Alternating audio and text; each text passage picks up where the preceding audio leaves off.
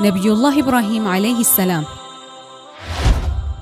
ነቢዩ ኢብራሂም ዓለይሂ ሰላም ከረሱላችን ሙሐመድ ሰለላሁ ዐለይሂ ወሰለም በኋላ በልቅና ሁለተኛ ደረጃ የያዙ ናቸው። ለዚህም ነው በሰላታችን ተሸሁድ ስንቀራ በረሱል ሰለዋት ስናወርድ የነቢዩ ኢብራሂምን ዓለይሂ ሰላም ስም የምንጠቅሰው። በአኺራም ከነቢዩ ሙሐመድ ሰለላሁ ዐለይሂ ወሰለም በኋላ የጀነት ልብስን የሚለብሱ እሳቸው ናቸው። ረሱላችን ዓለይሂ ሰላምና እሳቸው በጣም ይመሳሰላሉ። ካዕባን ለሁለተኛ ጊዜ የመገንባት ክብርንም አላህ ሰጥቷቸዋል። ነቢዩ ኢብራሂም ዓለይሂ ሰላም በቁርአን ውስጥ ከ50 ጊዜ በላይ ተጠቅሰዋል። በሱረቱል በቀራ 15 ጊዜ ተጠቅሰዋል። ኢብራሂም የሚለው ስም የአረብኛ ቃል ሳይሆን ሱሪያንያህ ነው። ትርጉሙም አቡን ረሂም አዛኝ አባት ማለት ነው። እንዲሁም ኸሊል ወይም ኸሊሉላህ በመባል ይታወቃል። ትንታኔው ደግሞ በልባቸው የአላህ ውዴታ ሙሉ በሙሉ የሰፈነ ለአላህ ሱብሓነሁ ወተዓላ ያላቸው ውዴታ ሙሉእ ነው ማለት ነው። ለአላህ ካላቸው ፍራቻ የተነሳ ከሩቁ የልባቸው ትርታ ይሰማ ነበር። አቡ ዲፋን በመባልም ይታወቁ ነበር። ይህንን ስም ያገኙበት ምክንያት በጣም እንግዳን ማስተናገድና ማብላት ስለሚወዱ ነበር። ብቻቸውን በልተው አያውቁም። ቤታቸው የሚያበሉት እንግዳ ከሌለ እስከ 4 ኪሎ ሜትር መንገድ ላይ በመጓዝ እንግዳ ይፈልጉ ነበር። አንድ ቀን እንግዳ ፍለጋ ወጥተው ወደ ቤታቸው የሚያመጡት ሰው አጡ። ቤታቸው ሲመለሱ አንድ ሰው አገኙ። እሳቸው በአግራሞት እየተመለከቱ ያለኔ ፈቃድ እንዴት ቤት የገባህ ሲሉት የዚህ ቤት ፈጣሪ ሲላቸው መላኢካ መሆኑን አወቁ። ማነህ ሲሉት የሞት መላኢካ ነኝ፣ ይኸውም የአላህ ኸሊል እንደሆነ ልነግር ነው አላቸው። ይህን ሲሰሙ እንዲህ ብለው ተማጸኑ፣ እባክህን ማን እንደሆነ ንገረኝ፣ የፈለገው ሩቅ ሀገር ቢሆን እንኳን እሄዳለሁ፣ እስከ ለተሞቴ ድረስ አልለየውም አሉት። መላኢካውም ይህ ባሪያ እኮ አንተ ነህ አላቸው። እሳቸውም ጠየቁት፣ ይህንን ማዕረግ በምንድን ነው ያገኘሁት? ለሰዎች ትሰጣለህ እንጂ ከእነርሱ አትከጅልም አትወስድም ብሎ መለሰላቸው። ለመጀመሪያ ጊዜም የተገረዙት ነቢይ ኢብራሂም ዓለይሂ ሰላም መሆናቸውን ኢማሙል ቁርጡቢ ተናግረዋል። ነቢዩ ኢብራሂም ዓለይሂ ሰላም አንዳንድ ነገሮች በማድረግ የመጀመሪያ ናቸው። እንዲሁም መጀመሪያ ከአፍ በላይ ያለውን ጺማቸውን ሻሪብ ያሳጠሩና በስለት ብረት የብልታቸውን ጸጉር የላጩት እሳቸው ነበሩ። ነቢዩ ኢብራሂም ዓለይሂ ሰላም የአባታቸው ስም አዘር ሲሆን የዘር ግንዳቸው ወደ ሳም ኢብኑ ኑህ ዓለይሂ ሰላም ይመለሳል። የኢራቅ ከተማ የሆነችው ባቢል የነቢዩ ኢብራሂም ዓለይሂ ሰላም ውልደት ቦታ ነበረች። የባቢል ሰዎች በጣም የተትረፈረፈና የተንደላቀቀ ኑሮ ይኖሩ ነበር። ግን የአላህን ጸጋ በመካድ ጣዖታትን ይገዙ ነበር።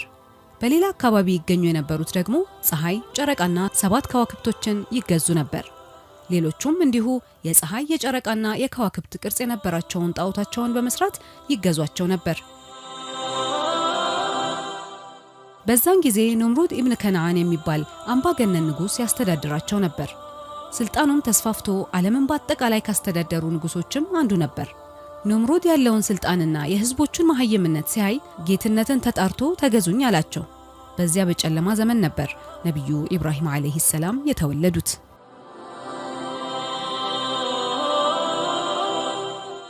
በነቢዩላህ ኑህና በነቢዩላህ ኢብራሂም ዓለይሂ ሰላም መካከል የነበሩት ነቢያት ሁድና ሷሊህ ብቻ ነበሩ። ነቢዩ ኢብራሂም ዓለይሂ ሰላም የመወለጃቸው ጊዜ ሲቃረብ ጠንቋዮች ለኑምሩድ እንዲህ ይሉታል፣ በዚህ ዓመትና ቀን ኢብራሂም የሚባል ልጅ ይወለዳል። ይህ ሰው ግዛትህን ይበታትንብሃል፣ እንዲሁም ጣዖቶችን ይሰባብራል። ኑምሩድ ያሉት ወቅት ሲቃረብ እርጉዝ የተባለች ሴት ሁሉ እንድትታሰርና ስትወልድ ወንድ ከሆነ እንዲገደል አዘዘ። የአላህ ነገር ሆነና የነቢዩ ኢብራሂም ዓለይሂ ሰላም እናት ስትቀር ሁሉም እርጉዝ ሴቶች ታሰሩ። እናታቸው እርግዝናዋ ብዙም አያስታውቅባትም ነበር።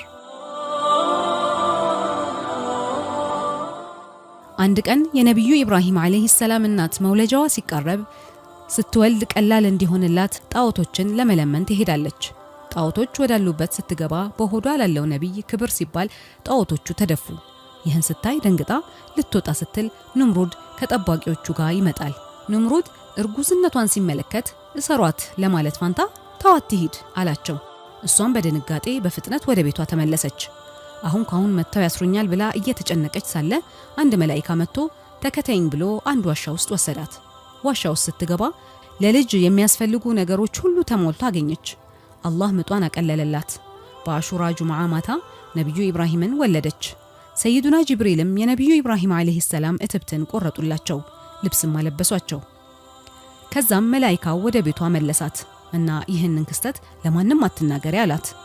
ከ3 ቀን በኋላ የልጇን ሁኔታ ለማየት ወደ ዋሻው ስትሄድ ዋሻው በር ላይ አውሬዎች ታያለች። ልጄ ሞተ ብላ በድንጋጤ ሮጣ ስትገባ ነቢዩ ኢብራሂምን ከሱንዱስ የተሰራ አልጋ ላይ ቅባት ተቀብተው ነጭ ልብስ ለብሰው ታገኛቸዋለች። የዛኔ የሚጠብቀው ፈጣሪ እንዳለ አወቀች።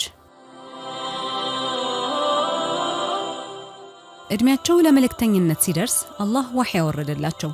መጀመሪያ ወደ እስልምና ከተጣሩት ሰዎች መካከልም አባታቸውን አዘርን ነበር። አባታቸው አዘር ጣዖትን የሚሰራና የሚሸጥ ነበር። ነቢዩ ኢብራሂም አለይሂ ሰላም ደከመኝ ሰለቸኝ ሳይሉ የአባታቸውን ክብር ጠብቀው በተረጋጋ ንግግር ወደ እስልምና በተደጋጋሚ ቢጠሯቸውም እስልምና ልባቸው ሊገባ አልቻለም። ይልቁንም አላህ በቁርአን እንዳሳወቀን የአባታቸው ምላሽ የነበረው ወደ እስልምና የሚጣሩትን ጥሪ ካላቆሙ በድንጋይ እንደሚወግሯቸውና እንደሚገሏቸው ነበር። ሆኖም የአባታቸው ድርቅና ሌሎቹን ወደ አላህ መጣራትን አልከለከላቸውም። በይበልጥ ለህዝቦቻቸው ከዋክብት፣ ጨረቃና ፀሐይ የሚቀያየሩ ተንቀሳቃሽ አካል የሆኑ ፍጥረቶች እንጂ ፈጣሪ እንዳልሆኑ ብዙ ጊዜ አስረዷቸው። አላህ የከዋክብት ፈጣሪ የፈጠረውን ፍጥረት እንደማይመስልና እንደማይቀያየር ነገሯቸው። ነገር ግን አንዴም ነቢዩ ኢብራሂም አለይሂ ሰላም ከዋክብትንና ጨረቃንም ሆነ ፀሐይን ተገዝተው አያውቁም። በአላህ ፈጣሪነትም ተጠራጥረው አያውቁም።